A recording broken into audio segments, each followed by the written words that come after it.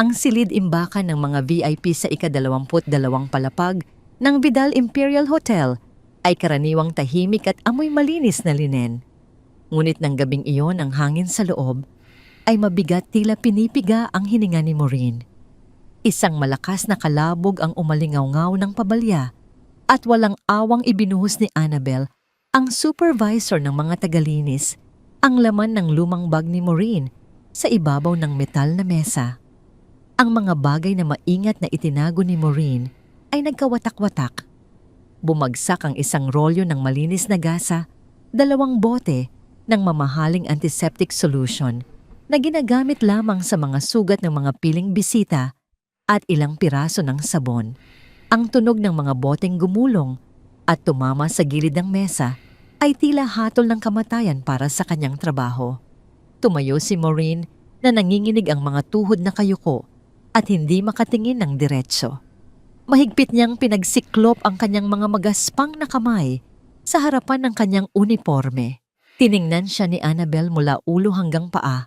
Ang mga mata nito ay nanlilisik sa galit at pagkasuklam.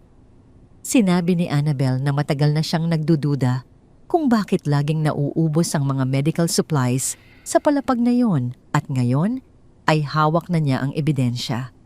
Tinawag niyang magnanakaw si Maureen, isang taong walang utang na loob, sa kumpanyang nagbibigay sa kanya ng makakain. Bago pa man makasagot si Maureen upang magpaliwanag, bumukas ang mabigat na pintuan ng silid-imbakan. Pumasok ang isang babaeng ang presensya ay sapat na upang magpatahimik sa buong silid. Siya ay si Vanessa Vidal, ang nakababatang kapatid ng CEO at ang kasalukuyang Director of Operations ng hotel. Ang kanyang suot na sapatos ay lumikha ng matalim na tunog. Sa bawat hakbang sa makintab na sahig bawat isa ay tila nagpapahiwatig ng kanyang kapangyarihan at mataas na katayuan.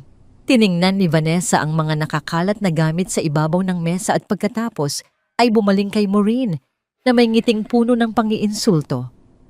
Nagtanong siya kung gaano kababa ang uri ng isang tao para magnakaw ng mga gasa at gamot na pag-aari ng pamilya Vidal. Ang bawat salita na lumabas sa bibig ni Vanessa ay sinadyang idiin upang iparamdam kay Maureen na siya ay isang dumi na hindi nararapat tumuntong sa lugar na yon.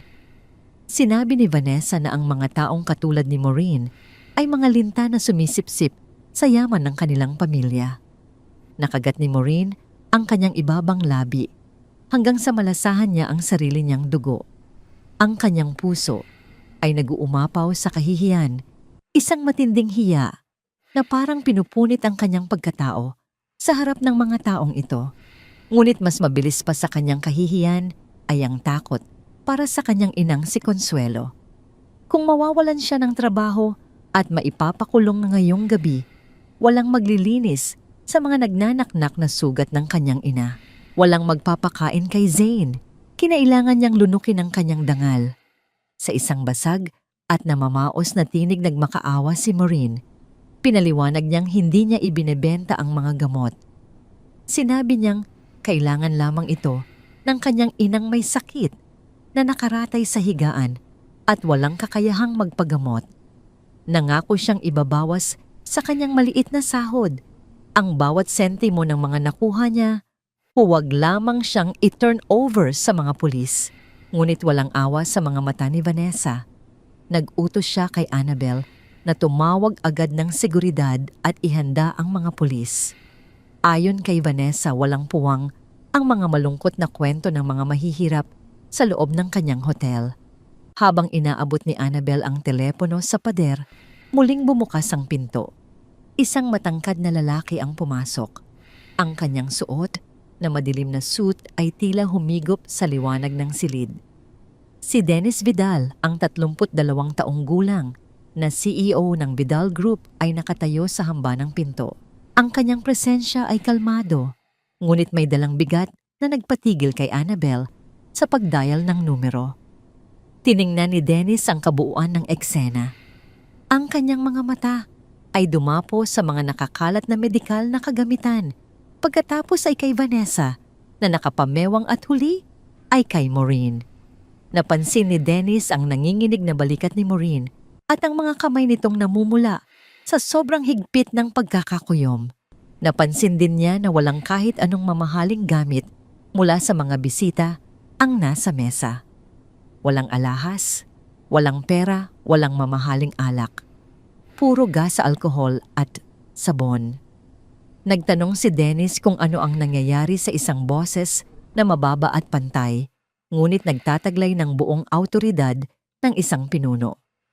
Mabilis na nagpaliwanag si Vanessa ang kanyang boses ay puno ng pagmamalaki dahil nahuli nila ang isang tiwaling empleyado. Iginigiit niya na kailangang gawing halimbawa si Maureen upang hindi natularan ng ibang mga tagalinis. Lumapit si Dennis sa mesa. Kinuha niya ang isang bote ng antiseptic at pinagmasdan ito. Pagkatapos ay tiningnan niya si Maureen ng tuwid sa mga mata. Inaasahan niyang makakita ng isang kriminal na nahuli sa akto, naghahanap ng palusot at umiiwas ng tingin. Ngunit ang nakita niya sa mga mata ni Maureen ay isang kakaibang uri ng katapangan na nakabalot sa matinding desperasyon. Ang mga mata ng isang taong handang isuko ang sarili para sa ibang tao. Sa halip na sumang-ayon sa kanyang kapatid, nagbigay ng utos si Dennis na nagpabigla sa lahat. Sinabi niya kay Annabel na ibaba ang telepono. Wala munang tatawag ng pulis. Namilog ang mga mata ni Vanessa sa galit at pagkabigla. Hinarap niya ang kanyang kapatid at itinaas ang kanyang boses, pilit na ipinaglalaban na ang pagnanakaw ay pagnanakaw kahit ano pa ang dahilan. Sinabihan niya si Dennis na nagpapakita ito ng kahinaan bilang isang CEO kung palalampasin ang ganitong gawain. Hindi tinaasan ni Dennis ng boses ang kanyang kapatid. Sa halip sinabi niya ng malamig at may diin na siya ang nagpapatakbo ng kumpanya at siya ang magdedesisyon kung kailan tatawag ng pulis at kung kailan magsasagawa ng sariling investigasyon. Ipinag-utos niya na bumalik na si Vanessa sa kanyang opisina dahil siya na ang bahala sa sitwasyon. Ang mukha ni Vanessa ay namula sa matinding galit dahil sa pagpapahiya sa kanya ng sariling kapatid sa harap ng isang hamak na tagalinis at ng isang supervisor. Hindi siya makapaniwala na kinampihan ni Dennis ang isang magnanakaw kaysa sa kanya. Sa isang marahas na galaw na dala ng nag-uumapaw na puot, lumapit si Vanessa kay Maureen. Walang pag-aalinlangan hinablot ni Vanessa ang plastic na name tag na nakakabit sa dibdib ng uniforme ni Maureen. Ang lakas ng paghablot ay nagpunit ng kaunting tela sa blusa nito. Sa pamamagitan ng matinding pandidiri, ibinato ni Vanessa ang name tag sa sahig. Tumama ang maliit na plastic sa sapatos ni Maureen bago gumulong palayo. Dinuro ni Vanessa si Maureen at sinabing kahit kailan ay hindi nito mababago ang katotohanan na isa lamang itong basurera na nagpapakain sa pamilya nito ng mga ninakaw na gamit. Matapos bitawan ang mga masasakit na salitang yon, padabog na lumabas si Vanessa ng silid, naiwan ang isang mabigat na katahimikan. Sumunod din sa paglabas si Annabel matapos siyang senyasan ni Dennis na umalis na. Naiwan silang dalawa sa loob ng silid. Nakatingin si Dennis sa name tag na nakadapa sa malamig na sahig. Tiningnan niya si Maureen, naghihintay kung ano ang gagawin nito.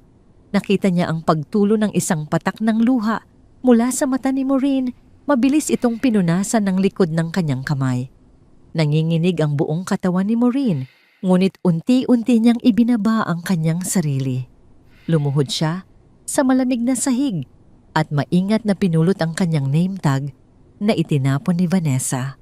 Para kay Maureen, hindi lamang yon isang piraso ng plastic. Iyon ang kanyang dangal, ang kanyang paraan upang mabuhay ang nag-iisang tulay na nagdudugtong sa buhay niya at ng kanyang ina at anak. Mahigpit niyang hinawakan ang name tag laban sa kanyang dibdib habang dahan-dahang tumatayo. Sinabi ni Dennis kay Maureen na iligpit ang kanyang mga gamit at tapusin ang kanyang shift para sa gabing iyon. Hindi na siya nagtanong pa. Hindi rin niya sinabi kung si Santi na ba ito o kung ipapakulong kinabukasan. Ang kanyang mukha ay nanatiling blangko at hindi mabasa. Mabilis na nilinaw ni Maureen ang kanyang mga gamit isinilid sa lumang bag at nagpasalamat sa isang halos hindi marinig na bulong bago siya nagmamadaling lumabas ng silid upang bumalik sa paglilinis ng mga pasilyo. Nang mag-isa na lamang si Dennis sa silid-imbakan, nilapitan niya ang mesa. May isang patak ng dugo roon mula sa labi ni Maureen na nakagat nito ng mariin kanina upang pigilan ang sariling umiyak ng malakas. Isang simpleng patak ng dugo ng isang manggagawa sa loob ng isang palasyong pag-aari ng kanyang pamilya. Isang kaisipan ang nabuo sa isip ni Dennis. Ayon sa mga ulat, halos araw-araw inilalabas ni Maureen ang mga katiting na gamot na yon. Hindi iyon gawin ng isang kriminal na nagpaplano ng malaking nakaw. Iyon ay kilos ng isang taong ginagawa ang lahat upang may mapanatiling buhay. Tumalikod si Dennis at lumabas ng silid. Sa halip na bumalik sa kanyang komportableng opisina upang basahin ang mga financial reports, nagdesisyon siyang bumaba sa parking lot. Hihintayin niya ang pagtatapos ng shift ni Maureen. Kailangan niyang makita ng kanyang sariling mga mata kung saan dadalhin ng babaeng iyon ang mga ninakaw na gamot. Gusto niyang malaman kung anong uri ng katotohanan ang nagtatago sa likod ng desperadong mga mata nito. Hindi alam ni Dennis na ang gabing iyon at ang desisyong iyon ang magiging tulay upang mabuksan ang isang nakaraang matagal nang ibinaon ng kanyang ama sa limot. Ang malamig na hangin ng madaling araw ay humaplos sa mukha ni Dennis nang ibaba niya ang bintana ng kanyang mamahaling sasakyan mula sa kanyang kinapaparadahan sa tapat ng service exit ng hotel. Tahimik niyang hinintay ang paglabas ni Maureen. Hindi niya tinawagan ng pulisya at lalong hindi niya ipinaubaya sa mga gwardiya ang investigasyon. May isang bahagi ng kanyang pagkatao na nag-udyok na kailangan niyang makita ang buong katotohanan gamit ang kanyang sariling mga mata. Makalipas ang halos kalahating oras, lumabas si Maureen mula sa pintuang bakal. Nakasuot ito ng kupasing jacket sa ibabaw ng kanyang sibilyan na damit at mahigpit na nakayakap sa kanyang dibdib ang lumang bag na pinaglagyan ng mga kinuha niyang gamot. Ang bawat hakbang ng babae ay mabilis at puno ng pag-iingat, tila isang taong hinahabol ng oras. Sinundan ni Dennis si Maureen. Ang makina ng kanyang sasakyan ay halos walang tunog habang binabagtas niya ang mga kalsada sa di kalayuan sa naglalakad na babae. Nang sumakay si Maureen sa isang pampasaherong jeep na natiling nakabuntot ang sasakyan ni Dennis, ang mga maluluwang at sementadong kalsada ng sentro ng negosyo ay unti-unting napalitan ng mga makikipot at baku-bakong daanan. Ang naglalakihang mga gusaling gawa sa salamin ay naglaho at napalitan ng mga dikit-dikit na bahay na gawa sa pinagtagpi-tagping yero kahoy at hollow blocks. Dumating sila sa isang bahagi ng lungsod kung saan ang anino ng kahirapan ay nakalatag sa bawat kanto, isang mundong labis na naiiba sa karangyaan ng Vidal Imperial Hotel. Bumaba si Maureen sa isang madilim na kanto at mabilis na naglakad papasok sa isang masikip na eskinita. Itinabi ni Dennis ang kanyang sasakyan sa isang bakanteng lote at pinatay ang makina. Lumabas siya. Ang kanyang makintab at mamahaling sapatos na katad ay tumapak sa maputik na kalsada. Amoy ng estero basa at nabubulok na kahoy at usok ng uling ang sumalubong sa kanyang pangamoy. Hindi siya sanay sa ganitong kapaligiran, ngunit nagpatuloy siya sa paglalakad nang walang ingay sinundan ng direksyon na tinahak ni Maureen. Huminto si Dennis sa tapat ng isang maliit na barong-barong na nasa dulo ng eskinita. Ang bubong nito ay nakatali lamang ng kawad sa isang poste upang hindi liparin ng hangin. May isang bintana sa gilid na ang salamin ay basag at natatakpan lamang ng manipis at lumang kurtina. Dahil sa siwang na dulot ng hangin na nagpapasayaw sa kurtina, malinaw na nakikita ni Dennis ang loob ng bahay. Humakbang siya ng mas malapit at sumilip. Ang nakita niya sa loob ay isang eksenang nagpabigat sa kanyang paghinga. Sa isang maliit at manipis na higaan, Sa sulok ng kwarto, may isang matandang babaeng nakaratay. Ang mukha nito ay nakapaling sa kabilang direksyon. Tanging ang puting buhok at panginginig ng manipis na katawan ang nakikita ni Dennis. Lumuhod si Maureen sa sahig katabi ng higaan ng matanda. Dahan-dahan nitong binuksan ang lumang bag at inilabas ang gasa at ang bote ng antiseptic na naging dahilan ng muntikan na nitong pagkakakulong kanina. Walang bahid ng pagnanasa sa pera sa mga galaw ni Maureen. Walang lihim na transaksyon upang ibenta ang mga iyon. Itinaas ni Maureen ang kumot at tumambad ang isang malaking sugat sa binti ng matanda, isang malalang komplikasyon. Marahil ng diabetes na matagal nang hindi napapatingnan sa doktor. Ang laman ay namumula, nagnanaknak, at nagpapakita ng matinding impeksyon. Gamit ang antiseptic, mula sa hotel ni Dennis, maingat na nilinis ni Maureen ang sugat. Napangiwi ang matanda dahil sa hapdi, ngunit sinubukan nitong huwag dumaing. Nagsalita si Maureen sa isang malambing na tinig, pilit na pinapakalma ang matanda at sinasabing konting tiis na lamang at giginhawa rin ang pakiramdam nito.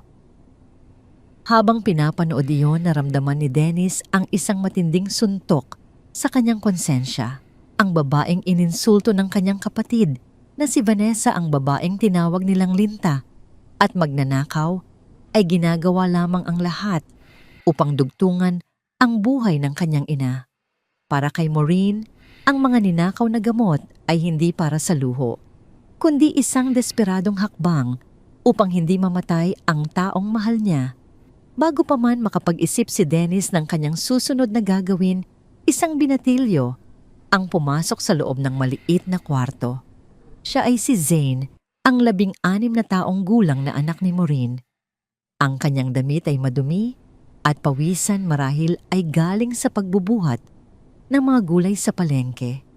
Ang mukha ng bata ay bakasang matinding pagod at galit sa mundo na hindi nararapat sa kanyang murang edad.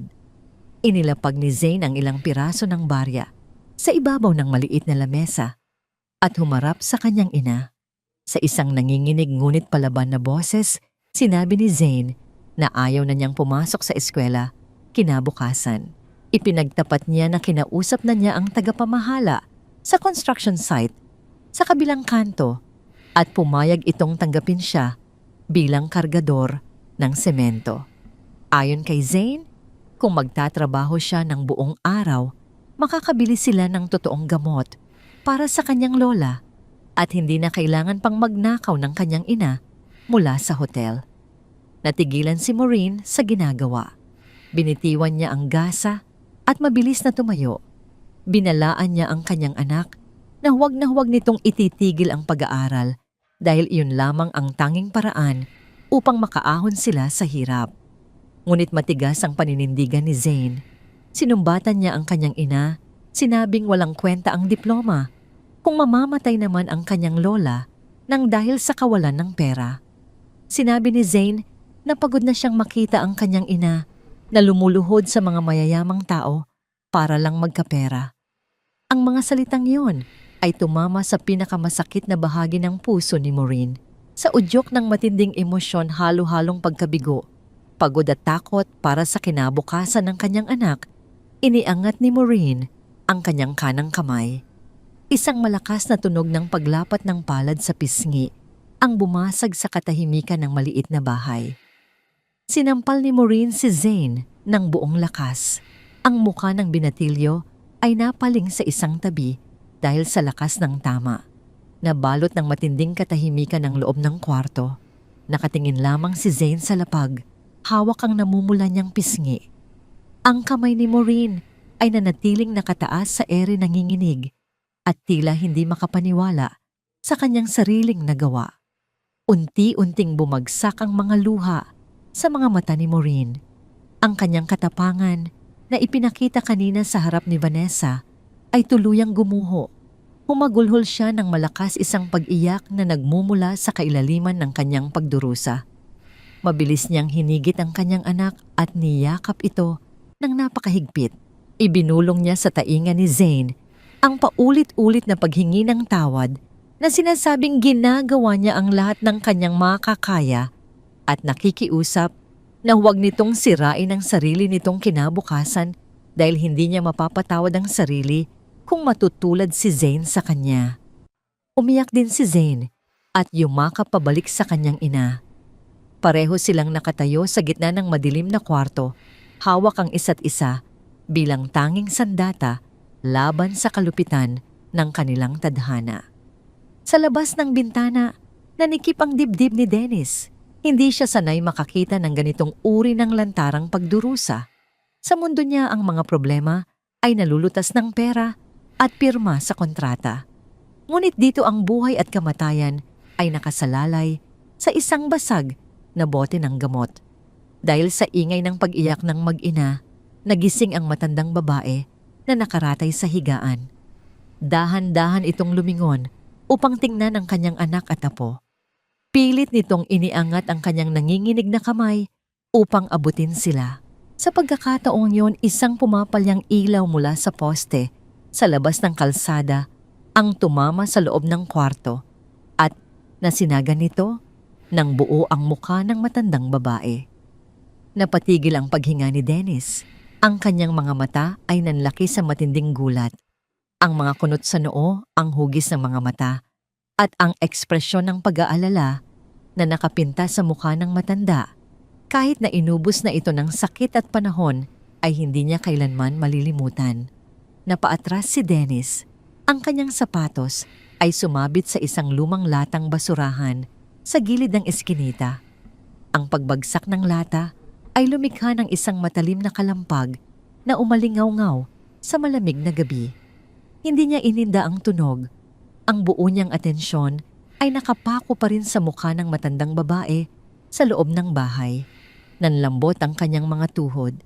Ang matandang nakaratay roon, ang inang pinagnanakawan ni Maureen ng gamot mula sa hotel upang mabuhay ay walang iba kundi si Consuelo, si Yaya Consuelo, ang babaeng nag-alaga kay Dennis noong siya ay bata pa nang pumanaw ang kanyang ina. Ang babaeng naghele sa kanya tuwing gabi, nagluto ng kanyang mga paboritong pagkain at naging ina niya sa loob ng 19 na taon habang ang kanyang amang si Don Francisco ay walang inatupag kundi ang magpalago ng yaman ng pamilya. At ngayon, ang babaeng nagbigay sa kanya ng buong buhay nito ay nakaratay sa isang maruming barong-barong na bubulok ang binti at itinataboy ng mismong kumpanyang pinag-alayan nito ng lakas at panahon. Naramdaman ni Dennis ang isang matinding pag-ikot ng kanyang sikmura habang ang bigat ng isang nakabaong katotohanan at utang na loob ay sabay-sabay na bumagsak sa kanyang mga balikat. Hindi nakatulog si Dennis ng gabing iyon. Ang malambot at mamahaling kutsyon ng kanyang kama sa penthouse ay tila puno ng tinik bawat pagpihit niya ay may kasamang matinding bigat sa dibdib. Nakatitig lamang siya sa madilim na kisame. Ang isipan ay bumabalik-balik sa mukha ni Yaya Consuelo na nakaratay sa maruming barong-barong. Ang binti nito ay nagnanaknak at ginagamot lamang ng ninakaw na antiseptic mula sa kanyang sariling hotel. Ang mga alaala ng kanyang kabataan na matagal nang ibinaon ng abalang buhay bilang CEO ay biglang bumangon at nanalasa sa kanyang utak. Naalala niya ang isang luma at gulanit na backpack noong siya ay 8 taong gulang pa lamang. Isang araw, matapos mamatay ang kanyang ina, pumasok siya sa eskwela na may punit na bag dahil walang oras ang kanyang amang si Don Francisco upang bumili ng bago.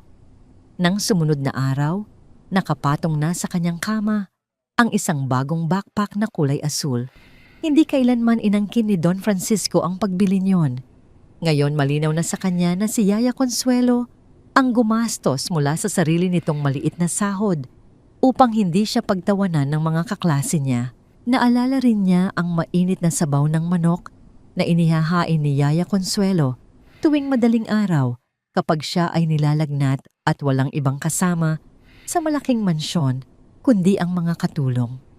Si Consuelo ang naging ina niya sa loob ng 19 na taon. Ang babaeng iyon ang nagbuo sa kanyang pagkatao bago siya maging isang malamig at kalkuladong negosyante. Ngunit ang hindi niya maintindihan ay kung bakit nauwi sa ganoong kalagayan ang babaeng nag-alay ng halos buong buhay nito sa kanilang pamilya.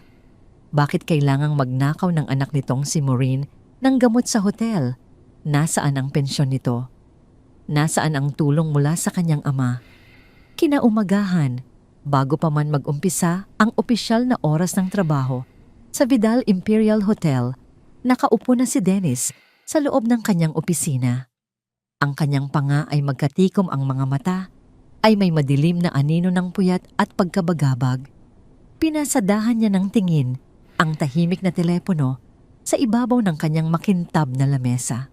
Sa halip na tawagan ang Human Resources Department upang sibakin si Maureen dahil sa insidente kagabi, ipinag-utos niya sa kanyang sekretarya na ipatawag agad ang babae sa kanyang opisina. Ilang minuto ang lumipas bago bumukas ang pinto. Pumasok si Maureen. Nakasuot pa rin ito ng parehong uniforme ng tagalinis, subalit ngayon ay mas malinis at maayos ang pagkakaplansa, bagamat may manipis na tahi sa bandang dibdib kung saan pinunit ni Vanessa ang name tag nito kagabi. Ang mukha ni Maureen ay maputla, ang mga mata ay namamaga at nakayuko, inihahanda na ang sarili sa formal na pagpapatalsik sa kanya. Itinuro ni Dennis ang silya sa harap ng kanyang lamesa at inalok siyang umupo. Nag-aalangan man, sumunod si Maureen. Mahigpit niyang hinawakan ang laylayan ng kanyang uniforme, naghihintay ng hatol na magtatapos sa kanyang pinagkukunan ng ikabubuhay. Sa halip na iabot ang isang termination paper, isang malalim at nanginginig na buntong hininga ang pinakawalan ni Dennis. Tiningnan niya ng diretso ang babaeng nasa kanyang harapan. Sinimulan ni Dennis ang pag-uusap sa pamamagitan ng isang tanong na nagpatigil sa paghinga ni Maureen. Tinanong niya kung ang ina nitong may sakit na nakaratay sa bahay sa Tondo ay si Consuelo, ang babaeng nagsilbi bilang yaya sa mansyon ng mga Vidal sa loob ng halos 2 dekada. Napaangat ng tingin si Maureen. Ang kanyang mga mata ay nanlaki sa gulat at pagtataka kung paano nalaman ng CEO ang tungkol sa kanyang ina. Wala siyang binanggit kay Vanessa o kahit kanino sa hotel tungkol sa nakaraan ng kanyang ina. Para kay Maureen, ang nakaraan sa mansyon ng mga Vidal ay isang sugat na matagal na nilang pilit pinaghihilom. Sa halip na sumagot nang may pag-alinlangan na palitan ng isang malamig na katigasan ang mukha ni Maureen, ang kanyang naunang takot na masisante ay unti-unting napawi, pinalitan ng isang matinding hinanakit na matagal na niyang kinikimkim. Tumango si Maureen bilang pagsang-ayon ng kanyang mga mata ay hindi kumukurap at diretsong nakatingin sa mga mata ni Dennis. Tinanong ni Dennis kung bakit matapos ang napakaraming taon ng serbisyo at katapatan ay nakita niya kagabi na ganoon ang sinapit ni Consuelo. Tinanong niya kung saan napunta ang perang ibinayad ng kanyang ama bilang retirement pay nung umalis ito sa mansyon. Isang mapait na ngiti ang sumilay sa mga labi ni Maureen. Ang nangiting iyon ay puno ng puot at pagkasuklam. Ibinagsak ni Maureen ang kanyang pagiging sunod-sunuran bilang isang simpleng tagalinis. Ang babaeng nanginginig kagabi sa harap ni Vanessa ay naglaho. Ngayon, sa harap ni Dennis, siya ay isang anak na lumalaban para sa hustisya ng kanyang ina. Pinasabog ni Maureen ang katotohanan na parang isang bombang matagal nang nakatago sa ilalim ng lupa. Ikinuwento niyang hindi kailanman nagretiro ang kanyang ina ng kusa. Pinalaya si Consuelo. Habang sinasabi iyon, unti-unting tumaas ang boses ni Maureen. Isinalaysay niya na nang magsimulang magkasakit si Consuelo, 10 taon na ang nakararaan nung nagsimulang lumabo ang paningin nito at humina ang mga binti. Dahil sa diabetes, itinuring na itong pabigat ng pamilya Vidal. Sa halip na ipagamot bilang pagkilala sa utang na loob, sa pag-aaruga nito kay Dennis, walang awang ipinatawag ni Don Francisco si Consuelo sa opisina nito. Sa tulong ng mga mamahaling abogado ng kumpanya, pinilit ni Don Francisco na papirmahin si Consuelo sa isang dokumento ng voluntaryong pagbibitiw na may kasamang maliit at nakakainsultong halaga ng salapi na hindi man lang aabot para sa 6 na buwang gamutan. Ayon kay Maureen, tinawag ng ama ni Dennis ang pagtatanggal sa kanyang ina na isang simpleng pag-iwas sa karagdagang gastos medikal. Isang desisyon na mas mahalaga ang pera kaysa sa buhay ng isang taong naging pamilya na nila. Napatayo si Dennis mula sa kanyang kinauupuan. Ang kanyang mga kamay ay bumagsak sa ibabaw ng lamesa ng may matinding puwersa. Ang bawat salitang binitawan ni Maureen ay tumusok sa kanyang pagkatao na parang patalim. Hindi siya makapaniwala na ang kanyang ama, ang lalaking tinitingala niya bilang haligi ng kanilang imperyo, ay may kakayahang gumawa ng ganoong kasuklam-suklam na pagtatraidor sa mismong taong nagpalaki sa kanya. Tumayo rin si Maureen, hindi nagpapatinag sa laki ni Dennis o sa kapangyarihan nito. Ang kanyang mga mata ay nag-aapoy sa galit habang patuloy na ibinubuhos ang kanyang saloobin. Sinumbatan niya si Dennis, tinanong kung nasaan ang konsensya ng mga Vidal noong mga panahong nagmamakaawa ang kanyang ina na huwag silang paalisin sa mansyon dahil wala silang ibang mapupuntahan. Ipinamukha ni Maureen na habang si Dennis ay nag-aaral sa ibang bansa at namumuhay ng marangya ang babaeng nag-alaga sa kanya, ay unti-unting nabubulok sa isang madilim na eskinita nang walang pambili ng gamot dahil inagaw ng kanyang ama ang karapatan nito sa maayos na pensyon. Isang nakakabinging katahimikan ang bumalot sa malaking opisina matapos bitawan ni Maureen ang mga salitang iyon. Ang matinding paghinga ng dalawa lamang ang naririnig.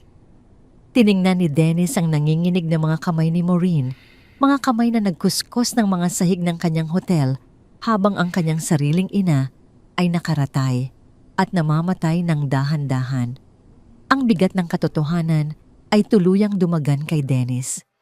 Ang buong imperyo ng Vidal Group, ang posisyon niya bilang CEO, ang yaman at karangyaan na ipinagmamalaki ng kanyang kapatid na si Vanessa, lahat ng iyon ay nakatayo sa ibabaw ng mga inutang na loob na kailanman ay hindi nila binayaran. Isang matinding kahihiyan ang naramdaman ni Dennis, isang hiyang umabot hanggang sa kanyang kaluluwa. Humingi si Dennis ng tawad sa isang boses na halos mabasag sa sobrang emosyon. Sinabi niyang wala siyang alam sa ginawa ng kanyang ama. Ipinaliwanag niya na nasa London siya ng panahong yun upang mag-aral at ang sinabi lamang sa kanya ni Don Francisco ay umuwi na si Consuelo sa probinsya upang magpahinga. Ngunit hindi sapat ang isang simpleng paghingi ng tawad para kay Maureen. Kinuha niya ang kanyang lumang bag at isinukbit ito sa kanyang balikat. Bago siya tuluyang lumabas ng opisina, lumingon siya kay Dennis. Sinabi niyang hindi mabibili ng paghingi ng tawad ang mga binting na walan ng lakas at hindi nito maibabalik ang dignidad na ninakaw ni Don Francisco sa kanyang ina. Sinabi ni Maureen na mas pipiliin pa niyang makulong dahil sa pagnanakaw ng gamot kaysa tanggapin ang awa ng isang Vidal. Matapos yon, tuluyan nang lumabas si Maureen ng opisina at pabagsak na isinara ang pinto, iniwan si Dennis na tulala at nag-iisa sa gitna ng kanyang magarang silid. Naramdaman ni Dennis ang pag-akyat ng matinding puot hindi kay Maureen, kundi sa kanyang sariling dugo. Ang lalaking tiningala niya ay isang halimaw na walang pagpapahalaga sa kapwa. Ang salitang utang na loob ay tila isang biro na lamang para kay Don Francisco. Mabilis na dumampot si Dennis ng susi ng kanyang sasakyan mula sa lamesa. Naglakad siya palabas ng opisina, nilagpasan ang kanyang naguguluhang sekretarya nang walang anumang pasabi. Pumasok siya sa elevator at pinindot ang ground floor. Sa bawat segundong pagbaba ng elevator, nadaragdagan ang galit na kumukulo sa kanyang dibdib. Wala na siyang pakialam sa mga naka-schedule niyang pulong para sa araw na yon. Wala siyang pakialam sa mga dokumentong kailangan niyang pirmahan. Ang tanging nasa isip niya ay ang pumunta sa mansyon ng mga Vidal. Kailangan niyang harapin si Don Francisco. Kailangan niyang singilin ang kanyang ama para sa mga kasalanang nagpasira sa nag-iisang taong naging ina niya. Ang araw na yon ang magiging simula ng pagbagsak ng tabing ng mga kasinungalingan ng kanilang pamilya. Ang mansyon ng mga Vidal sa Dasmariñas Village ay balot ng katahimikan at karangyaan. Ang mga naglalakihang chandelier ay nagbibigay ng mainit at ginintuang liwanag sa mahabang hapagkainan na yari sa pinong kahoy na mahogany. Sa magkabilang dulo ng mesa nakaupo si Don Francisco at ang anak nitong si Vanessa. Abala si Vanessa sa paghiwa ng kanyang steak habang masayang ibinabahagi sa kanyang ama ang nangyari kagabi sa hotel kung paano niya ipinahiya at muntik nang ipakulong ang isang tagalinis na nahuling nagnanakaw ng mga gamot. Nakangisi si Vanessa habang inilalarawan ang pamumutla at panginginig ni Maureen. Si Don Francisco sa kabilang banda ay tahimik lamang na nakikinig habang humihigop ng mamahaling red wine. Ang kanyang mukha ay hindi nagpapakita ng anumang emosyon. Para sa kanya ang mga empleyado ay mga numero lamang sa isang spreadsheet at ang mga nagnanakaw ay dapat alisin na parang mga peste. Sumang-ayon siya sa ginawa ng kanyang anak, idinagdag na ang kahinaan ni Dennis bilang CEO ay nagiging hadlang sa pagpapanatili ng disiplina sa kanilang kumpanya. Nasa kalagitnaan sila ng kanilang pag-uusap nang bumukas ng malakas ang malalaking pintuan ng dining room. Pumasok si Dennis.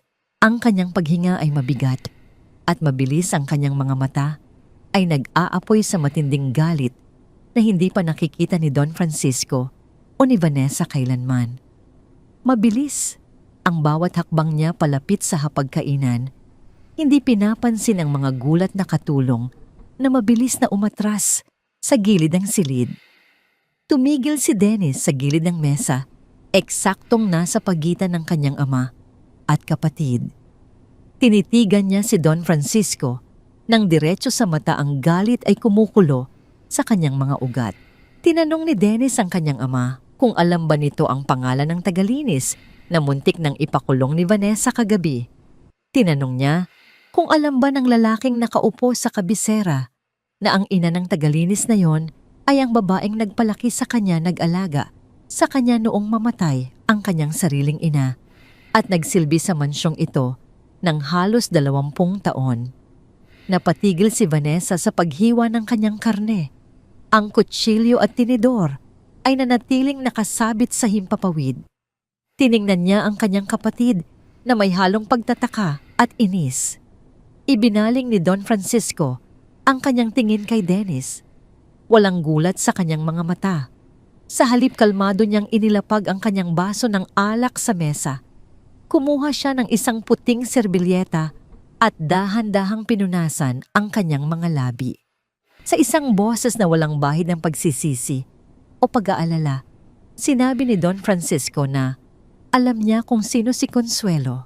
Sinabi rin niyang isang malaking pagkakamali ng human resources na matanggap bilang tagalinis ang anak ng isang dating katulong na tinanggal dahil sa sakit.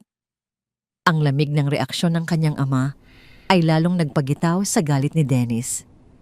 Ipinamukha niya kay Don Francisco ang karumaldumal na ginawa nito, ang pagpilit kay Consuelo na pumirma sa isang voluntaryong pagbibitiw upang hindi mabayaran ang buong pensyon at medical benefits nito noong nagsimula itong magkasakit at mabulag.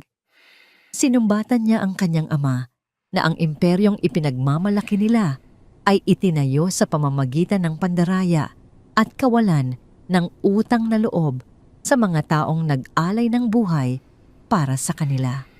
Isang mapaklang tawa ang kumawala kay Don Francisco. Ikinumpas niya ang kanyang kamay nang may paghamak. Sinabi niyang ang mga katulong ay binabayaran upang maglingkod at hindi sila pamilya. Idinagdag pa ng matanda na noong hindi na mapakinabangan si Consuelo dahil sa kanyang diabetes, isa lamang siyang pabigat sa kumpanya. Ayon kay Don Francisco, ang ginawa niya ay isang simpleng desisyon sa negosyo at hindi siya hihingi ng tawad dahil sa pagtanggal ng isang sirang bahagi ng makina. Ang mga salitang yon ang nagpatid sa huling hibla ng pagtitimpi ni Dennis. Sa isang marahas at biglaang galaw hinawakan ni Dennis ang dulo ng mahabang mantel na nakasapin sa mesa at malakas itong hinigit. Ang lahat ng nasa ibabaw ng hapagkainan, ang mga porselanang plato, ang mga basong kristal na puno ng alak, ang mga kubyertos na pilak, at ang mainit na pagkain ay sabay-sabay na humagis at bumagsak sa sahig. Ang malakas na tunog ng pagkabasag ng mga baso at plato ay umalingaw-ngaw sa buong silid. Ang pulang alak ay dumanak sa makintab na marmol na sahig na parang sariwang dugo humalo sa mga hiwa ng karne at durog na porselana. Napatili si Vanessa at mabilis na napatayo mula sa kanyang silya. Iniiwasan ang tumalsik na mainit na sarsa na tumama sa laylayan ng kanyang mamahaling damit. Galit na galit siyang sumigaw kay Dennis. Tinawag itong baliw dahil sa pagkasira ng kanilang hapunan nang dahil lamang sa isang hamak na matanda. Si Don Francisco ay nanatiling nakaupo, ngunit ang kanyang mukha ay pumula sa matinding galit. Ang kanyang mga kamao ay nakakuyom sa ibabaw ng walang laman ng mesa. Dinuro ni Dennis ang kanyang ama. Sinabi niyang ang pamilya Vidal ay walang ibang ginawa kundi mang-apak ng mga taong nasa ibaba upang mapanatili ang kanilang posisyon sa itaas. Ipinamukha niya na ang karangyaang tinatamasa nila ngayon ay nabahiran ng dumi at kawalang hiyaan. Idineklara ni Dennis na mula sa araw na ito, hindi na niya hahayaang magpatuloy ang pagmamalupit na ito at sisiguraduhin niyang mababayaran ang lahat ng utang na loob na kinalimutan ng kanyang ama. Hindi na nakapagpigil si Vanessa. Mabilis siyang lumapit sa kanyang kapatid at itinaas ang kanyang kamay. Isang mabilis at matunog na sampal ang dumapo sa pisngi ni Dennis. Bumaling ang mukha ni Dennis dahil sa lakas ng sampal ng kanyang kapatid. Namula ang kanyang pisngi. Sinigawan siya ni Vanessa, sinabing isa siyang kahihiyan sa kanilang pamilya. Ipinagdiinan ni Vanessa na kailanman ay hindi magiging pantay ang isang tagalinis at ang mga Vidal at kung ipagpapalit ni Dennis ang kanyang sariling dugo para sa mga basurang tulad ni Maureen at Consuelo, mas mabuti pang umalis na siya sa kanilang pamamahay. Dahan-dahang iniharap ni Dennis ang kanyang mukha. Wala siyang ginawang pagganti sa kanyang kapatid. Sa halip tumingin siya kay Don Francisco na ngayon ay nakatayo na at nanlilisik ang mga mata. Sa isang boses na kasing lamig ng yelo, sinabi ni Don Francisco na kung lalabas si Dennis sa pintuang iyon upang tulungan ang mga taong iyon, maaari na niyang kalimutan ang kanyang posisyon bilang CEO at ang kanyang karapatan bilang isang Vidal. Binalaan ng matanda ang kanyang anak na maaari niyang bawiin ang lahat ng mayroon ito sa isang iglap. Isang banta iyon ng pagtatakwil, isang pagputol ng ugnayan ng ama at anak. Tinitigan ni Dennis ang kanyang ama at kapatid sa huling pagkakataon. Nakita niya kung gaano sila kabilanggo sa kanilang sariling pagmamataas at kasakiman.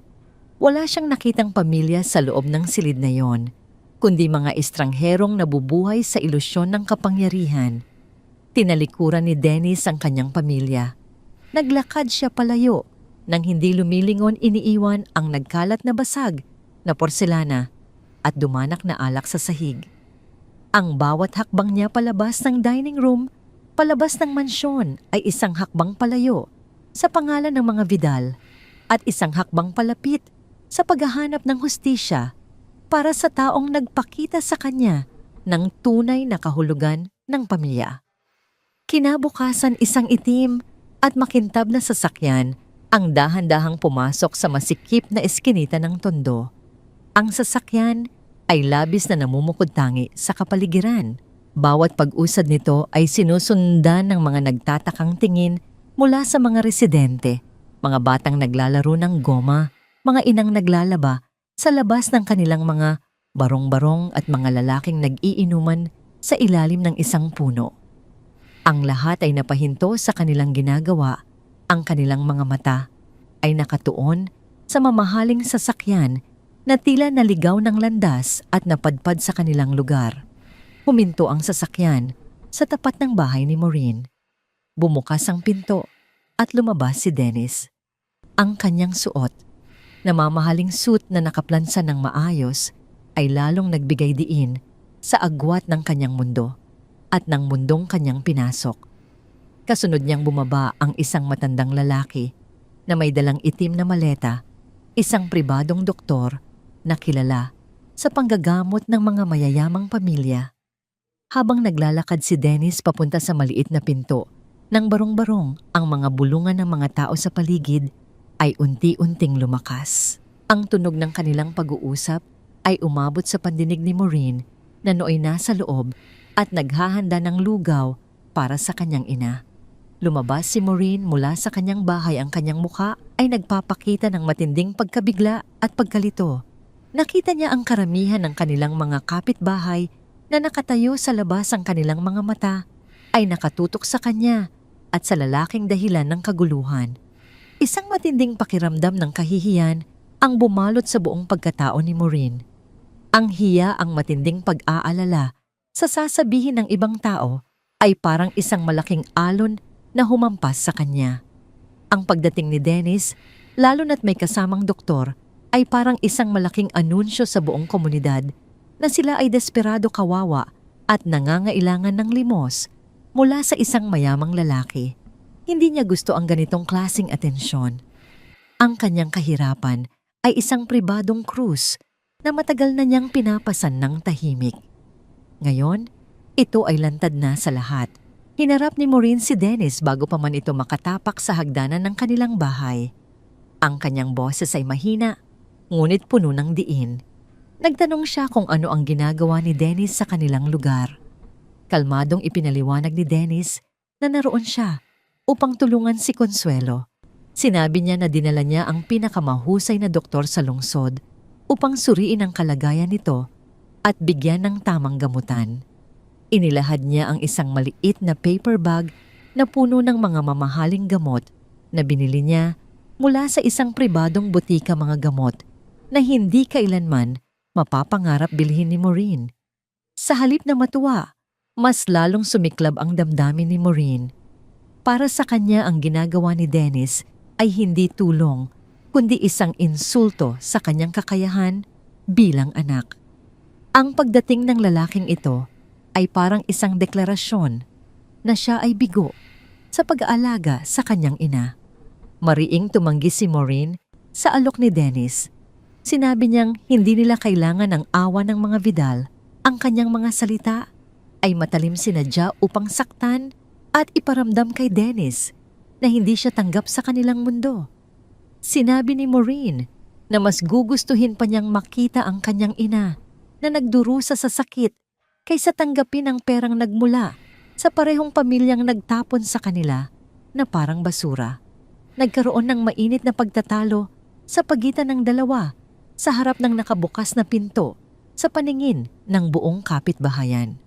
Si Dennis ay nagpupumilit na ipaintindi na hindi awa ang dala niya, kundi responsibilidad, isang pagbabayad sa utang na loob na matagal nang dapat bayaran.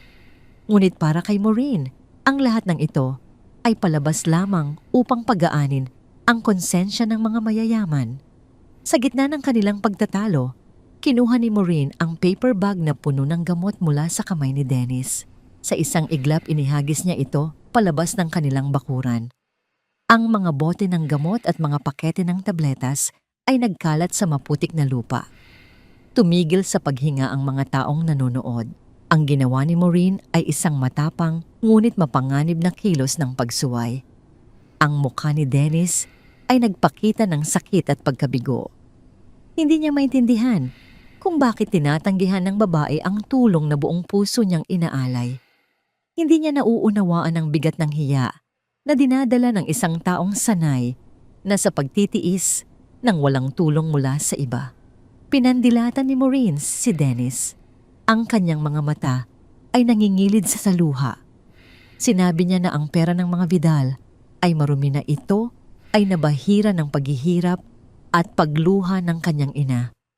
Hinamon niya si Dennis na umalis na sa kanilang lugar at huwag nang bumalik kailanman.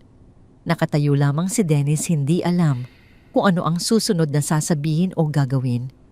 Ang kanyang intensyon na tumulong ay nagresulta lamang sa mas malalim na sugat.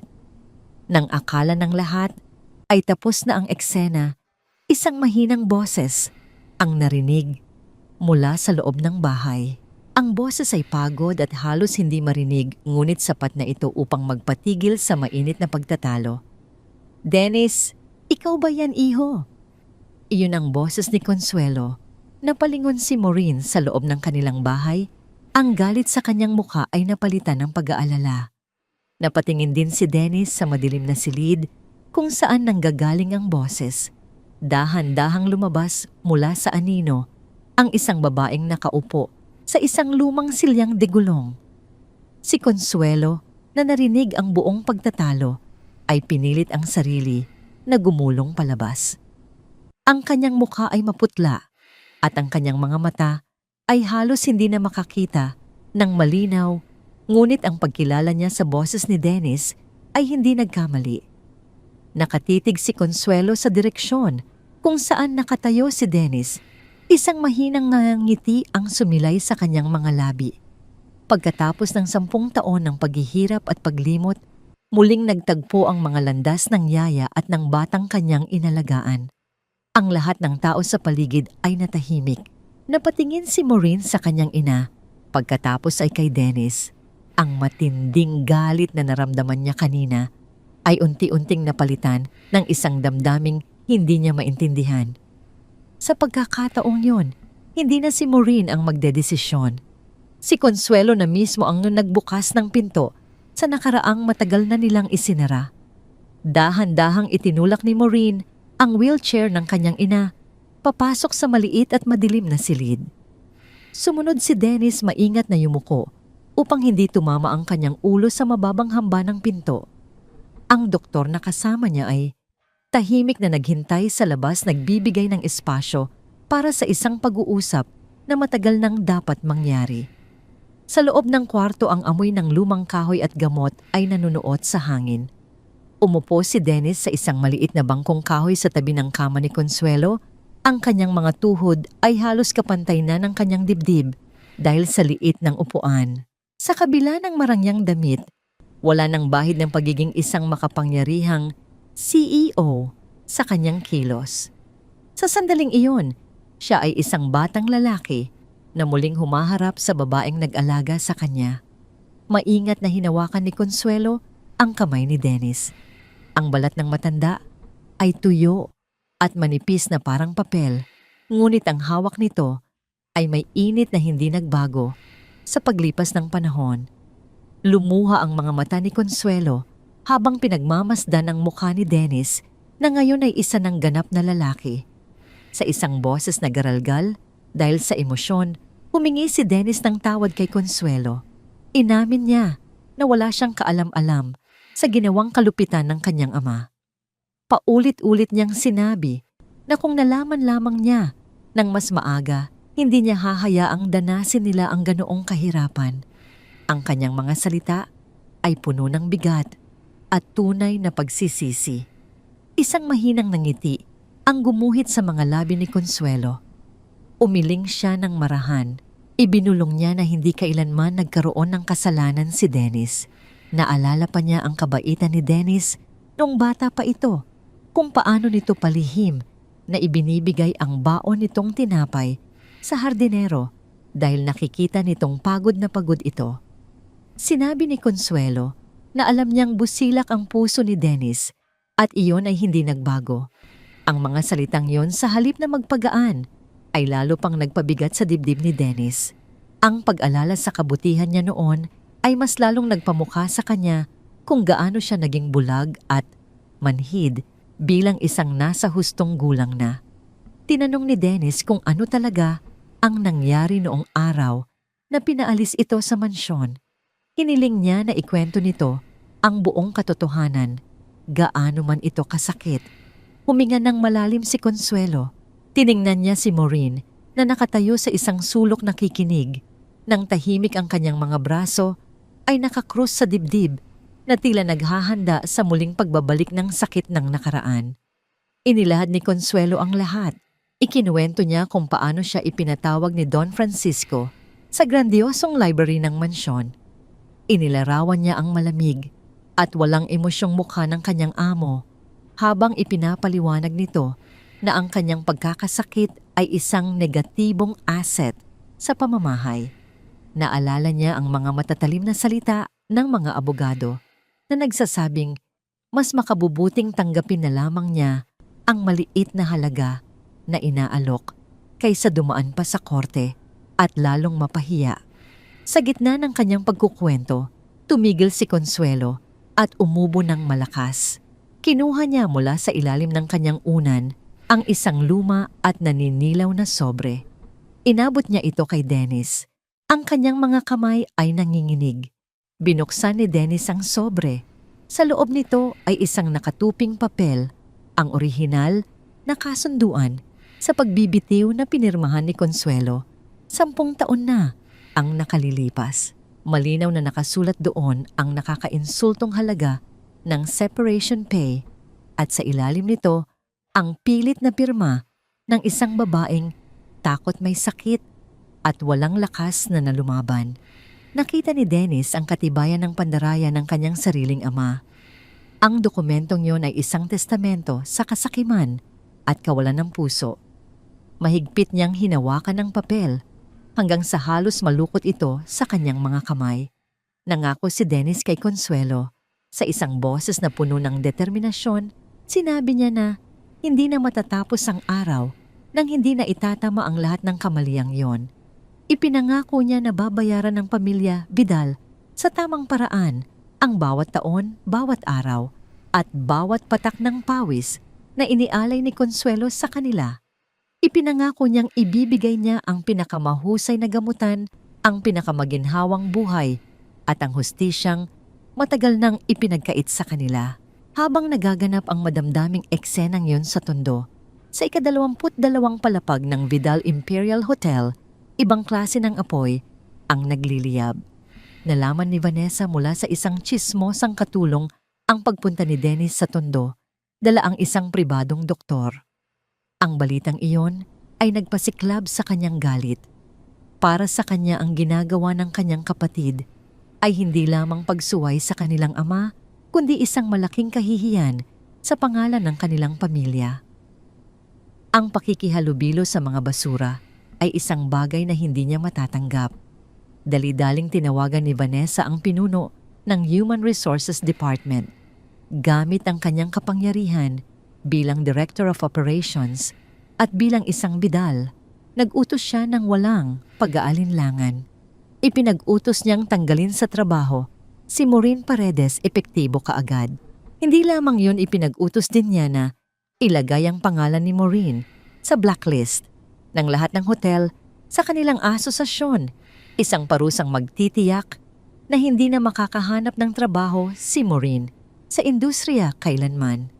Habang nag-uusap pa si Dennis at Consuelo, sa loob ng maliit na silid, tumunog ang luma at dikipad na cellphone ni Maureen. Nag-aalangan man, sinagot niya ang tawag sa labas ng bahay. Iyon ay ang HR department ng Vidal Imperial. Sa isang malamig at formal na tono, ipinaalam ng babae sa kabilang linya na ang kanyang serbisyo ay hindi na kailangan. Sinabihan siyang huwag nang bumalik pa sa hotel. Nang magtanong si Maureen kung ano ang dahilan, sinabi lamang ng babae na yun ay isang management decision at hindi na kailangan pang ipaliwanag. Bumagsak ang cellphone mula sa nanginginig na kamay ni Maureen. Ang tunog ng pagtama nito sa sementadong sahig ay halos hindi niya narinig. Napasandal siya sa pader ng kanilang bahay, ang kanyang mga tuhod ay nanlambot. Sa isang iglap, habang ang pag-asa ay nagsisimula pa lamang sumibol sa loob ng kanilang tahanan, isa na namang pinto ang isinara sa kanyang mukha. Nawalan siya ng trabaho. Ang tanging pinagkukunan niya ng kaunting kita para sa kanilang pang-araw-araw na pagkain at para sa pag-aaral ni Zane ay bigla na lamang naglaho. Ang pangako ng tulong ni Dennis ay naging isang hungkag na salita sa harap ng kalupitan ng kapatid nito. Napatingin si Maureen sa loob kung saan naririnig niya ang boses ni Dennis na nangangako ng magandang kinabukasan para sa kanyang ina. Isang mapait na katotohanan ang tumama sa kanya sa mundo ng mga Vidal. Ang isang kamay ay nag-aalok ng tulong habang ang isa naman ay palihim na sumasaksak sa likod.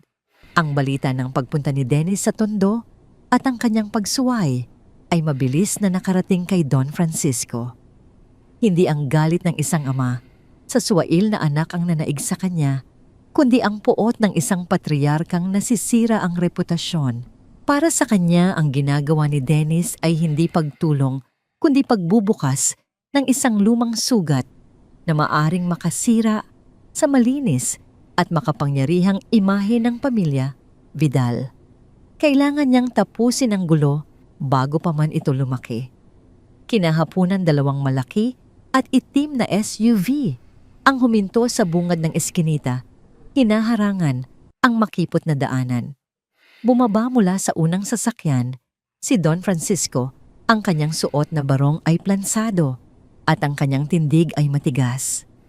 Kasunod niya ang dalawang lalaking nakasuot ng itim, mga bodyguard na ang tanging trabaho ay magbigay ng takot. Naglakad si Don Francisco sa maputik na daanan na tila isang haring bumibisita sa kolonya ng mga alipin. Ang kanyang mga mamahaling sapatos na katad ay lumubog sa putik, ngunit hindi nagbago ang kanyang ekspresyon ng pagkasuklam. Tinitingnan niya ang mga barong-barong at ang mga taong nakatingin sa kanya na parang mga dumi sa ilalim ng kanyang suwelas. Nasa labas ng kanilang bahay si Maureen, naglalaban nang makita niya ang papalapit na grupo. Agad niyang nakilala ang mukha ni Don Francisco mula sa mga lumang litrato. Napatigil siya sa pagkusot, ang puso niya ay nagsimulang tumibok ng napakabilis. Walang anumang paalam pumasok si Don Francisco sa loob ng maliit na bahay na sinundan ng kanyang mga alagad. Ang malaking katawan ng tatlong lalaki ay halos pumuno sa buong espasyo, nagdulot ng kadiliman at bigat sa loob ng tahanan ni Maureen. Natutulog si Consuelo sa kanyang kama habang si Zane, nakadarating lamang mula sa eskwela, ay nagulat at napatayo sa isang sulok, mahigpit na hinawakan ang kanyang bag. Hinarap ni Don Francisco si Maureen na tila isang langgam na handa na niyang durugin. Hindi siya nagpakita ng anumang emosyon. Walang bahid ng pagkakasala sa kanyang mukha. Mula sa bulsa ng kanyang pantalon, kumuha si Don Francisco ng isang makapal na sobre.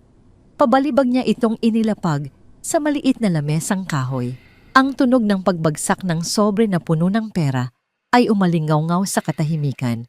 Sa isang boses na malamig at walang pakundangan, sinabi ni Don Francisco na ang laman ng sobreng iyon ay sapat na upang bilhin ang katahimikan ni Maureen. Inutusan niya itong kunin ng pera, lisanin ang Maynila, kasama ang kanyang ina, at bumalik sa probinsya. Ipinag-utos niya na putulin na nila ang anumang ugnayan kay Dennis at kalimutan na nagtrabaho si Consuelo para sa mga Vidal. Isa yung alok, ngunit ang tono ay isang utos na walang puwang para sa pagtanggi. Nakatitig lamang si Maureen sa sobre. Ang pera sa loob niyon ay sapat na upang bumili ng gamot, pagkain at marahil ay isang maliit na lupa sa probinsya. Iyon ang kasagutan sa marami sa kanilang mga problema. Ngunit ang paraan ng pagbibigay nito, ang paglapastangan sa kanilang tahanan, ang paghamak sa kanilang pagkatao, ay isang laso na hindi niya kayang lunukin. Tumingin si Maureen kay Don Francisco. Ang takot na naramdaman niya kanina ay naglaho. Sa halip, isang nag-aapoy na galit ang pumalit dito. Ito ang lalaking sumira sa buhay ng kanyang ina at ngayon ay sinusubukan nitong bilhin ang kanilang dignidad gamit ang maruming pera. Dahan-dahang itinaas ni Maureen ang kanyang ulo. Ang kanyang mga mata ay nagbabaga.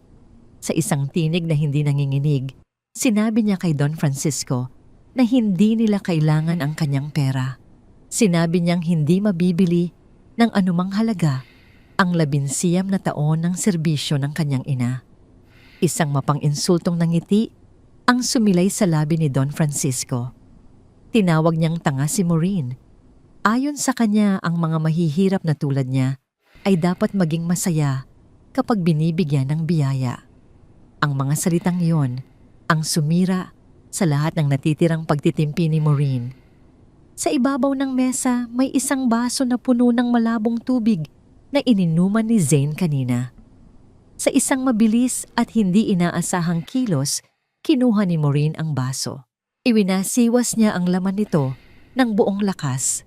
Ang malabong tubig ay tumama ng diretso sa mukha ni Don Francisco. Tumulo ang tubig mula sa kanyang noo, sa kanyang pisngi at sa kanyang mamahaling barong. Natigilan ang lahat.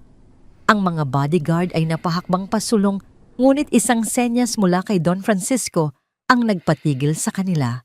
Pinunasan ni Don Francisco ang kanyang mukha gamit ang likod ng kanyang kamay. Ang kanyang mga mata ay nanlilisik sa galit. Hindi niya inaasahan ang ganitong klase ng pagsuway mula sa isang hamak na babae. Ngunit hindi pa tapos si Maureen. Kinuha niya ang makapal na sobre ng pera. Binuksan niya ito at sa harap ng namimilog na mga mata ni Don Francisco, sinaboy niya ang laman nito sa sahig. Nagkalat ang mga 1,000 pisong papel sa maruming semento. Pagkatapos ibinato niya ang walang lamang sobre sa dibdib ng matanda. Itinuro ni Maureen ang pinto gamit ang kanyang nanginginig na daliri. Sumigaw siya ng buong lakas, isang sigaw na puno ng naipong sakit at galit. Pinalayas niya si Don Francisco sa kanilang bahay. Ipinagsigawan niya na ang kanilang karangalan ay hindi nabibili. Nagalit ang isa sa mga bodyguard sa ginawang pagbastos ni Maureen. Humakbang ito pasulong handa ng sakta ng babae. Ngunit bago pa man ito makalapit, isang anino ang mabilis na kumilos mula sa sulok. Si Zane. Hawak ang isang kutsilyo sa kusina na ginagamit nila sa paghiwa ng gulay. Sumugod si Zane sa pagitan ng kanyang ina at ng bodyguard. Itinutok niya ang nanginginig na patalim sa lalaki.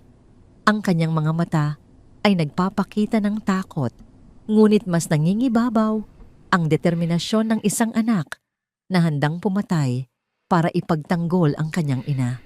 Sumigaw si Zane na huwag nilang sasaktan ang kanyang nanay. Napatingin si Don Francisco kay Zane pagkatapos ay sa nagkalat na pera sa sahig. Ang kanyang mukha ay namumula sa matinding galit at kahihiyan. Sa buong buhay niya, ngayon lamang siya nakaranas ng ganitong klaseng pagpapahiya, lalo na mula sa mga taong itinuturing niyang mas mababa pa sa lupa. Tumingin siya ng masama kay Maureen sa huling pagkakataon. Walang salitang lumabas sa kanyang bibig, ngunit ang kanyang mga mata ay nangako ng paghihiganti. Isang banta iyon na mas malakas pa sa anumang salita. Tumalikod si Don Francisco at naglakad palabas ng bahay ng walang lingon-lingon. Sumunod ang kanyang mga bodyguard. Naiwan sina Maureen at Zane, nanginginig sa gitna ng nagkalat na pera, nakahanda para sa digmaang alam nilang sila na mismo ang nagsimula. Matapos ang marahas na pagbisita ni Don Francisco, ang loob ng barong-barong ni Maureen ay binalot ng isang mabigat na katahimikan. Ang mga 1,000 pisong papel ay nakakalat pa rin sa sahig, nakahalo sa alikabok at bakas ng putik mula sa sapatos ng matandang Vidal. Hindi yon ginalaw ni Maureen. Para sa kanya, ang bawat piraso ng papel na yon ay sumasagisag sa kawalan ng respeto ng pamilyang pinaglingkuran ng kanyang ina. Pumasok si Dennis sa gitna ng kaguluhang iyon. Ang kanyang mukha ay namumutla nang makita ang nagkalat na pera at ang nanginginig na si Zane na hawak pa rin ang kutsilyo.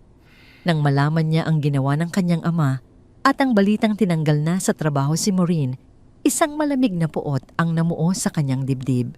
Sa halip na humingi muli ng paumanhin, kumilos si Dennis.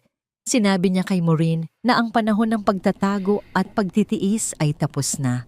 Hinimok niya si Maureen na gamitin ang nag-iisang sandatang meron sila ang katotohanan, gamit ang lumang kasunduan sa pagbibitiw na itinago ni Consuelo at ang dokumento ng biglaang pagkakasanti kay Maureen. Nang walang sapat na dahilan, nagpasya silang lumaban sa legal na paraan. Kinaumagahan ang Vidal Imperial Hotel ay parang isang pugad ng mga bubuyog na nabulabog. Ang balita tungkol sa hindi makatarungang pagtrato sa isang dating matapat na empleyado at ang kasalukuyang ilegal na pagtatanggal sa anak nito ay nagsimulang kumalat sa mga social media at sa ilang maliliit na pahayagan sa tulong ng mga koneksyon ni Dennis sa labas ng kumpanya. Sa malawak at marangyang lobby ng hotel, nakatayo si Vanessa Vidal sa gitna ng makintab na marmol na sahig. Suot ang kanyang mamahaling business suit, nagbibigay siya ng matatalim na utos sa mga staff.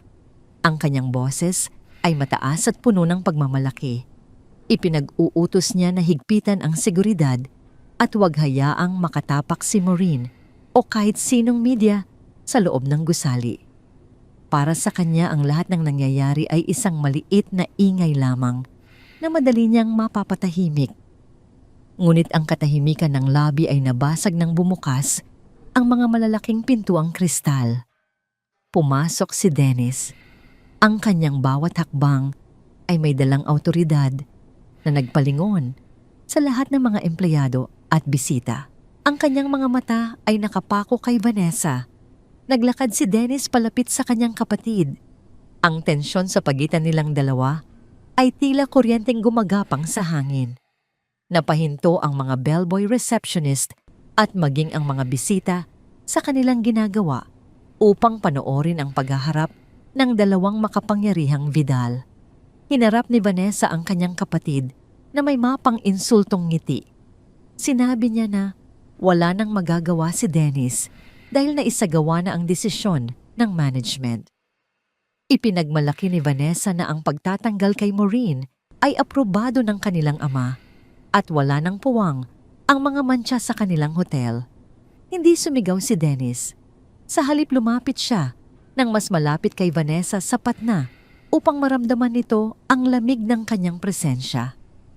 Sa isang boses na malinaw at mariin, sinabi ni Dennis na ang hotel na ito ay hindi pag-aari ng isang tao lamang na naghahari-harian. Ipinamukha niya kay Vanessa na ang ginawa nitong pagtatanggal kay Maureen nang walang pirma niya bilang CEO ay isang malalang paglabag sa protokol ng kumpanya. Sa harap ng maraming saksi, itinaas ni Dennis ang kanyang kamay. Maingat. Ngunit mabilis niyang hinawakan ang lanyard na nakasabit sa leeg ni Vanessa ang tali kung saan nakakabit ang kanyang ginto at itim na identification card na nagsisilbing simbolo ng kanyang posisyon bilang Director of Operations. Sa isang matatag na hila naramdaman ni Vanessa ang paghigpit ng tali sa kanyang leeg bago ito tuluyang natanggal mula sa kanyang suot na blazer. Ang aksyong ito ni Dennis ay hindi lamang isang pisikal na pagkuha ng isang ID. Ito ay isang formal at pampublikong pagtanggal ng kapangyarihan. Nanlaki ang mga mata ni Vanessa sa matinding pagkabigla at kahihiyan. Ang kanyang mukha ay namula, hindi dahil sa sakit kundi dahil sa tindi ng hiya na idinulot ng kanyang kapatid sa harap ng kanilang mga subordinates. Akmang sasampalin ni Vanessa si Dennis, ngunit mabilis na hinawakan ni Dennis ang kanyang braso sa himpapawid. Ang hawak ni Dennis ay mahigpit isang babala na hindi na siya magpapaapi pa. Sinabi ni Dennis sa pandinig ng lahat na epektibo, sa sandaling iyon, suspendido si Vanessa sa lahat ng kanyang tungkulin sa hotel dahil sa pag-abuso sa kapangyarihan at pagsira sa imahe ng Vidal Imperial. Inutusan niya ang mga gwardya na ihatid si Vanessa palabas ng lobby. Ang lobby na kanina ay maingay sa mga utos ni Vanessa ay binalot ng isang nakabibinging katahimikan. Ang makapangyarihang anak ni Don Francisco ay nakatayo roon, walang ID, hawak ng kanyang sariling kapatid at pinapanood ng mga empleyadong matagal na niyang minaltrato. Isang matinding pakiramdam ng tagumpay ang naramdaman ng ilang staff, bagamat wala silang sinasabi. Binitiwan ni Dennis ang braso ni Vanessa at ibinato ang ID nito sa ibabaw ng front desk. Sinabihan niya ang kanyang kapatid na umuwi na at sabihin sa kanilang ama na ang batas ng pamilya Vidal ay tapos na. Sa gitna ng kanyang matinding galit, tumalikod si Vanessa at mabilis na lumabas ng hotel. Ang tunog ng kanyang mga takong ay mabilis at hindi maayos, isang malinaw na senyales ng kanyang pagkatalo. Huminga ng malalim si Dennis, ngunit bago pa man niya makuha ang kanyang kapanatagan, naramdaman niya ang pag-vibrate ng cellphone sa kanyang bulsa. Agad niyang sinagot ang tawag. Ang boses ni Zane sa kabilang linya ay puno ng takot at pag-iyak. Halos hindi maintindihan ni Dennis ang sinasabi ng bata sa simula. Ngunit nang marinig niya ang mga salitang ospital at hindi humihinga, tumigil ang mundo ni Dennis. Sinabi ni Zane na biglang nawalan ng malay si Consuelo matapos ang isang matinding pag-ubo. Ang matanda ay kasalukuyang isinusugod sa pinakamalapit na pampublikong ospital sa Tondo.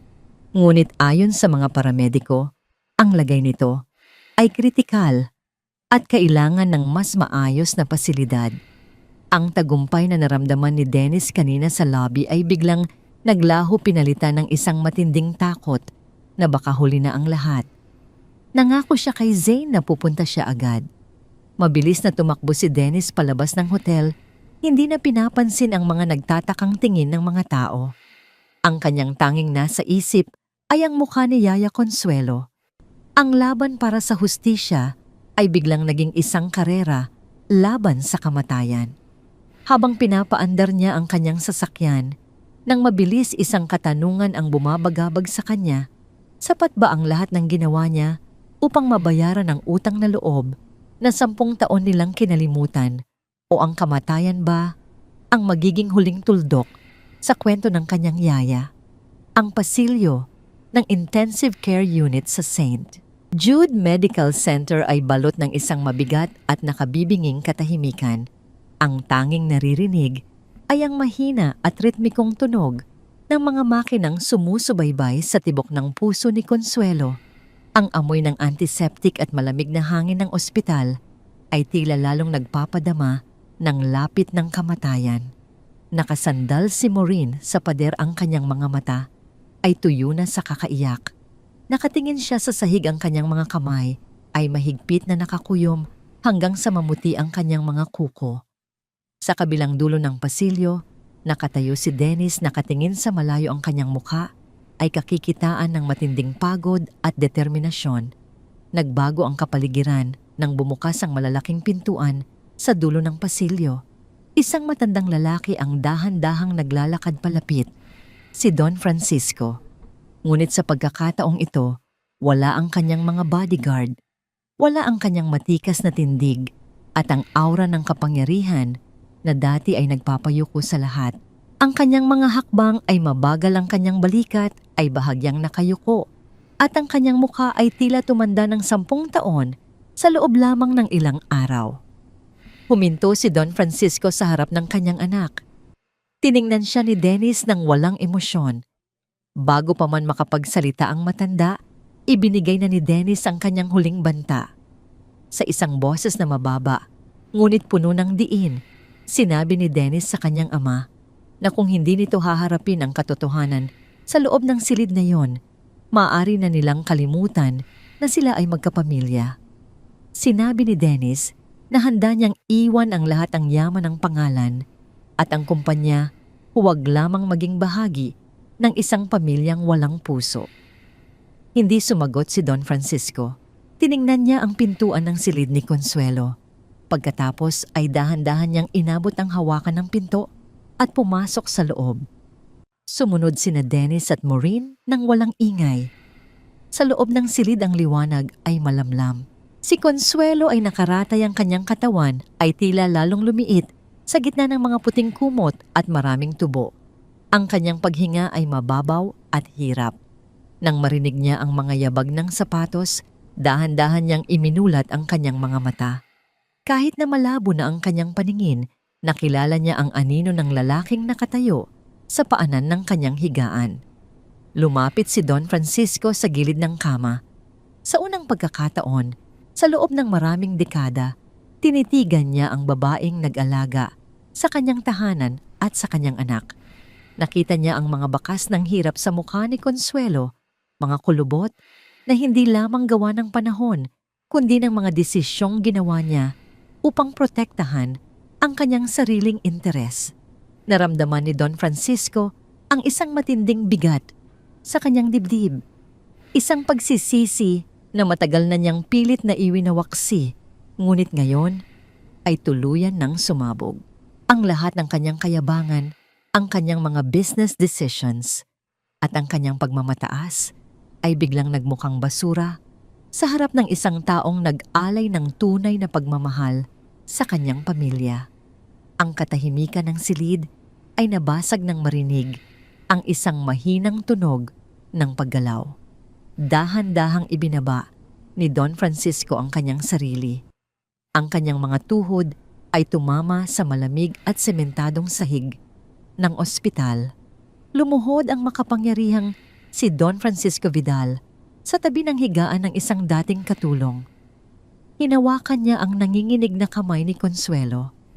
Yumuko siya, ang kanyang noo ay halos tumama sa gilid ng kama. Ang kanyang buong katawan ay nanginginig sa matinding emosyon. Sa isang boses na basag at puno ng pagsisisi, humingi siya ng tawad. Paulit-ulit niyang sinabi ang salitang patawad habang ang mga luha ay malayang dumadaloy mula sa kanyang mga mata, pumapatak sa mga kamay ni Consuelo. Inamin ni Don Francisco na naging bulag siya sa utang na loob. Sinabi niyang ang kanyang kasakiman ay naging sanhi ng pagdurusa ng taong pinakamalaki ang naitulong sa kanila. Sa pagkakataong yun, wala na ang CEO, wala na ang bilyonaryo. Tanging isang lalaki na lamang ang naroon nagmamakaawa para sa kapatawaran ng kanyang kaluluwa. Nakatingin lamang si Maureen sa kanyang ina at kay Don Francisco. Tumalikod siya at humarap sa bintana. Itinakip ang kanyang kamay sa kanyang bibig upang pigilan ang isang malakas na hikpi. Hindi niya alam kung matutuwa siya o magagalit. Ngunit ang makita ang taong nagpahirap sa kanila na nakaluhod sa paanan ng kanyang ina ay nagdulot ng isang kakaibang pakiramdam ng paglaya. Sa loob ng ilang sandali, ang tanging maririnig sa silid ay ang mahinang pag-iyak ni Don Francisco at ang mabigat na paghinga ni Consuelo. Dahan-dahang iginalaw ni Consuelo ang kanyang nanginginig na daliri upang haplusin ang kamay ni Don Francisco. Sa isang boses na halos isang bulong na lamang nagsalita siya. Sinabi niya na matagal na siyang nagpatawad.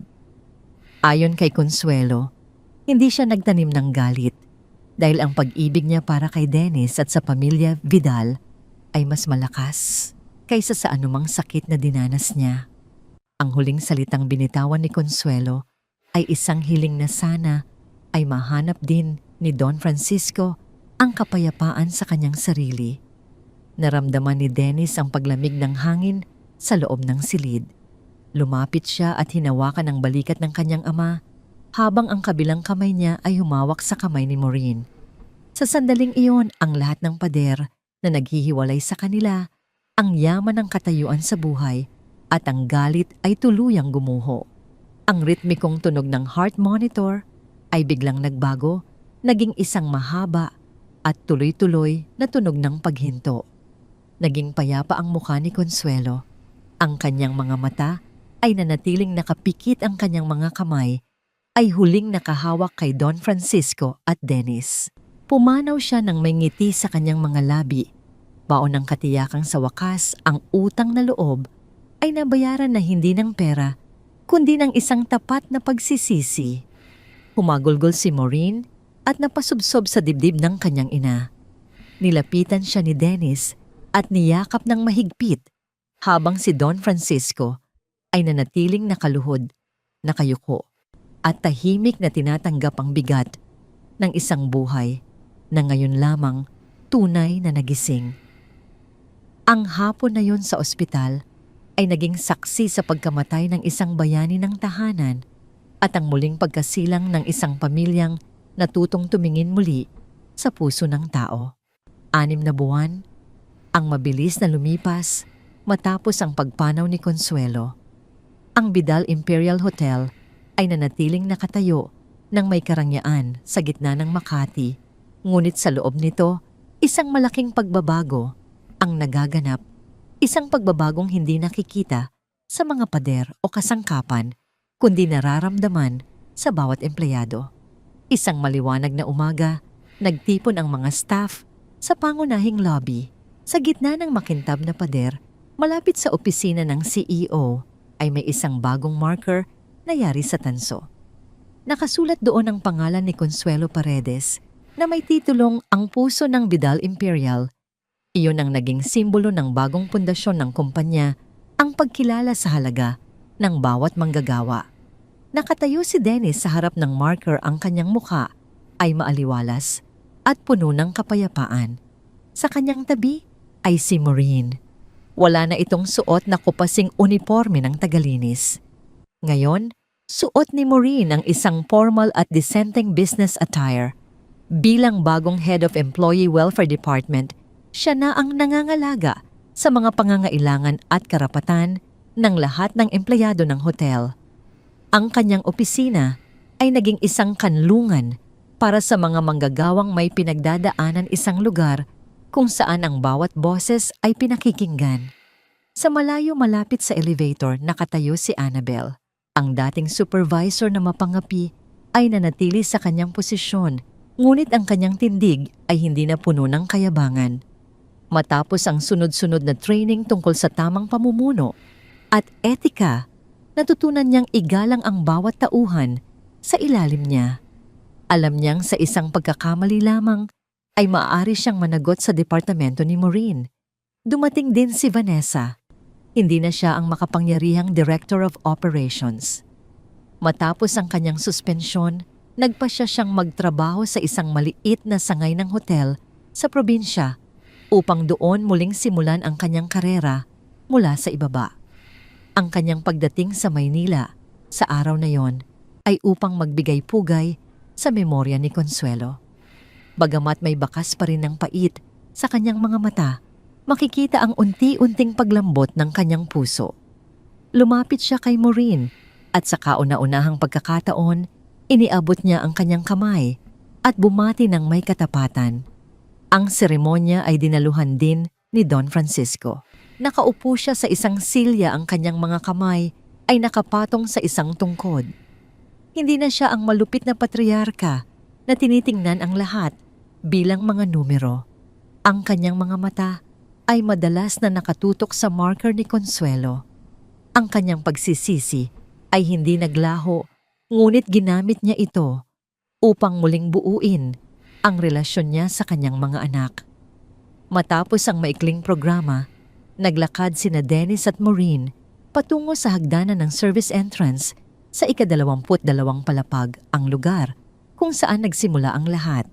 Naupo sila sa mga baitang ng hagdan, bit-bit ang 2 tasa ng mainit na kape.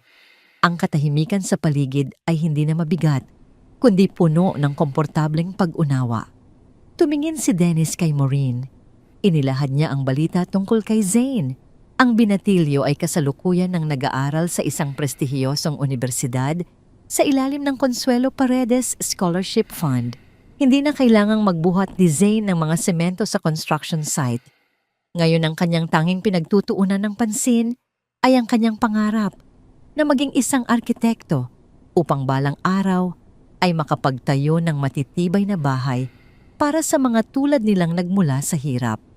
Isang malalim na buntong hininga ang pinakawalan ni Maureen. Tumingin siya sa malayo sa tanawin ng lungsod mula sa bintana ng pasilyo. Sinabi niya na sa kabila ng lahat ng sakit at pagdurusa, nagpapasalamat siya dahil ang sakripisyo ng kanyang ina ay hindi nawalan ng saysay. Ang pagkamatay ni Consuelo ang naging tulay upang magising ang konsensya ng mga taong nakalimot na sa kahalagahan ng utang na loob. Hinawakan ni Dennis ang kamay ni Maureen, isang hawak na puno ng paggalang at pasasalamat. Sinabi niya na siya ang dapat magpasalamat. Kung hindi dahil sa katapangan ni Maureen na harapin siya at sabihin ang katotohanan, marahil ay nanatili siyang bilanggo ng isang huwad na karangyaan. Ayon kay Dennis, natutunan niya na ang tunay na yaman ng isang tao ay hindi nasusukat sa laki ng hotel o dami ng pera, kundi sa lalim ng pagmamahal na ibinibigay nito sa mga taong nagtatrabaho sa likod ng tabing. Bago matapos ang kanilang pag-uusap, kinuha ni Maureen mula sa kanyang bag ang isang maliit at lumang bagay.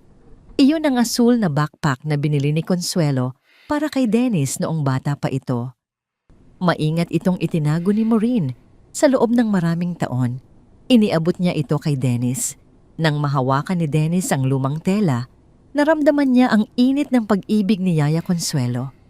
Ang bawat tahi ng bag na yon ay nagpapaalala sa kanya ng mga gabing hindi siya hinayaan ng kanyang yaya na maging mapag-isa. Ang bag na yon ay ang kanyang tunay na mana, isang pamanang higit pa sa lahat ng ari-arian ng pamilya Vidal. Tumayo ang dalawa at sabay na naglakad patungo sa lobby. Sa bawat empleyadong nadadaanan nila, may mga ngiting sumasalubong. Ang hotel ay hindi na lamang isang negosyo. Ito ay naging isang pamilya. Paglabas nila sa pangunahing pintuan, sinalubong sila ng sikat ng araw. Ang langit ay malawak at asul, tila nagpapahiwatig ng isang mundong puno ng pagkakataon. Sa di kalayuan nakita nila si Zane na naglalakad palapit, may dalang mga libro at isang malapad na ngiti.